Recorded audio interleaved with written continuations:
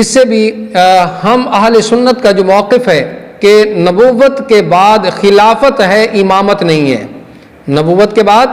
خلافت ہے، امامت نہیں ہے، وہ بات بھی آپ صلی اللہ علیہ وسلم نے واضح فرما دی کہ میں نبی ہوں، میرے بعد کوئی نبی نہیں ہوگا مگر میرے بعد خلفاء ہوں گے۔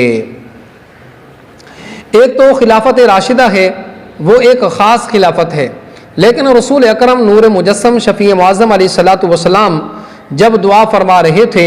اللہم ارحم خلفائی، اے اللہ میرے خلفاء پر رحم فرما، تو صحابہ کرام رضوان اللہ تعالی علیہم اجمعین نے پوچھا من خلفاؤک یا رسول اللہ صلی اللہ علیہ وسلم، یا رسول اللہ صلی اللہ علیہ وسلم آپ کے خلفاء کون ہوں گے؟ فرمایا الذین یأتون من بعدی یرون احادیثی ویعلمونہا الناس، فرمایا جو میرے بعد آئیں گے میری حدیث روایت کریں گے اور لوگوں کو حدیث پڑھائیں گے، وہ میرے خلفاء ہوں گے،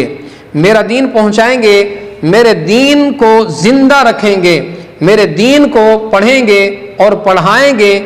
اور وہ میرے خلفاء ہوں گے۔ اب اس تصور کو اس طرح سے آپ لوگ اسے تصور کریں کہ جس بچے کو علم دین کے لیے بھیجا جائے، یا کوئی شخص جو ہے یہ تصور کرے کہ جس بچے کو میں علم دین کے لیے بھیجوں گا اور وہ پورا پڑھ جائے گا تو اس کو سیٹ کون سی ملے گی؟ یہ تصور کریں کہ اگر ہم کسی بچے کو پڑھنے کے لیے بھیجتے ہیں علم دین حاصل کرنے کے لیے، اب وہ علم دین کو سیکھ چکا، علم دین کو اس نے حاصل کر لیا، تو اب یہ تصور کریں اسے سیٹ کون سی ملے گی؟ تو آئیے سرکار دو عالم صلی اللہ علیہ وسلم نے فرمایا کہ قیامت اگر وہ کسی مزدور فقیر کا بیٹا ہو، جب وہ دین کا ماہر بن جائے گا اس کو نبی کریم علیہ الصلوۃ والسلام کی خلافت میسر آ جائے گی،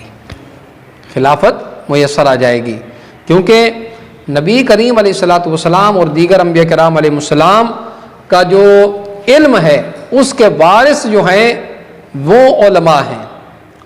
ہیں۔ فرمایا